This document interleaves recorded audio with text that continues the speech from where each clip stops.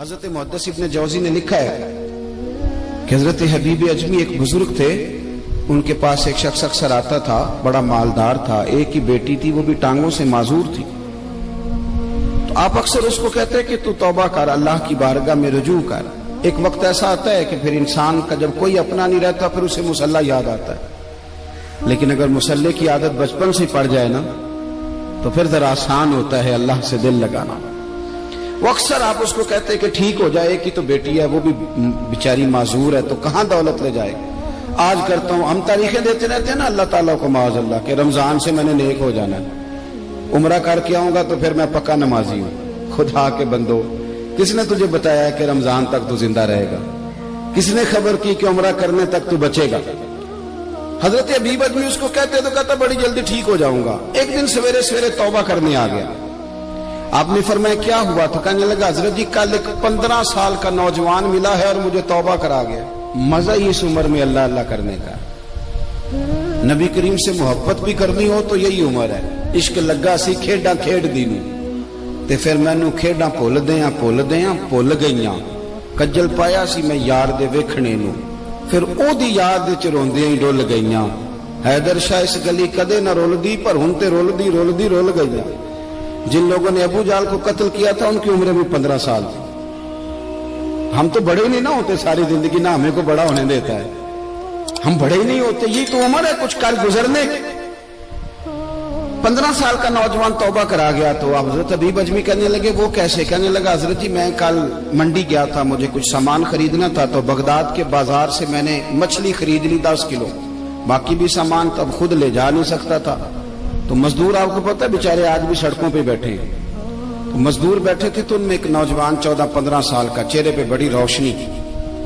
میں نے اس کو کہا بیٹے مزدوری کرو گے؟ کہنے لگا حضور مزدوری بھی کرتا ہوں، پڑھائی بھی کرتا ہوں، اور جو اللہ کو منظور ہو اس کی عبادت بھی کرتا ہوں۔ میں نے اسے کہا کہ یہ میرا سامان ہے فلاں جگہ پہنچانا ہے، کیا لوگے؟ کہنے لگا 3 دینار مزدوری۔ سودا طے ہو گیا، اس نے سامان اٹھا لیا۔ کہتے ہیں رستے میں ظہر کا وقت ہو گیا، کہنے لگا چچا اگر اجازت دو تو نماز پڑھ دوں۔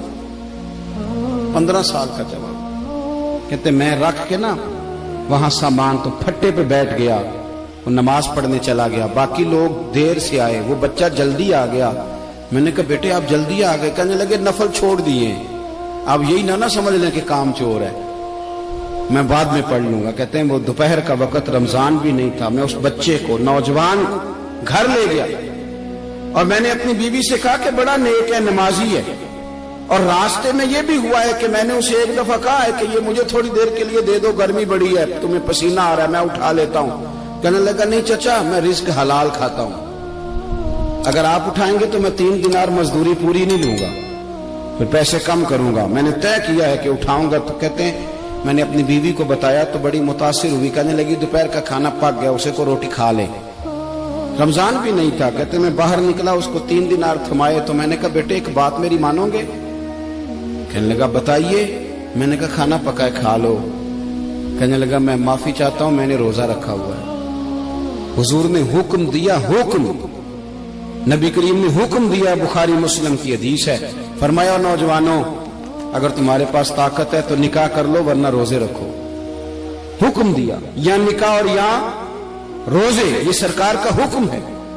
بھائی نفلی روزہ نفس کی قوتوں کو کچلتا ہے، انسان میں نورانیت اور روحانیت لاتا ہے۔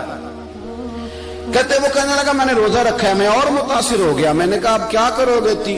کہیں اور جانا ہے؟ کہنے لگا نہیں، میں جس دن 3 دینار کما لیتا ہوں پھر میں مزید لالچ نہیں کرتا، باقی وقت یا قرآن مجید پڑھتا رہتا ہوں یا نبی پاک پہ درود شریف پڑھتا رہتا ہوں۔ آپ بتائیں تو میں نے کہا کہ افطار میرے ساتھ کر لو۔ کہتے ہیں میں اسے مسجد چھوڑ آیا اور خود میں لوٹ آیا۔ افطار کے بعد میں اسے لایا، کھانا کھلایا، عشاء پڑھی، اس کا گھر دور تھا، میں نے ڈرائنگ روم کھول دیا، بیٹھک کھول دی، وہیں وہ سو گیا۔ میری 20 سال کی معذور بچی کبھی چل نہیں سکتی تھی، کوئی طبیب کوئی حکیم میں نے چھوڑا نہیں تھا جس کو دکھایا نہ ہو۔ ایک ہی بیٹی، وہ بھی معذور پیدائشی، اس کے کمرے میں گئے، میاں بیوی اسے کھانا کھلا اور بتایا بیٹے ایک نوجوان ہے، بڑا نیک ہے، ہمارے گھر میں آج بڑا پرہیزگار۔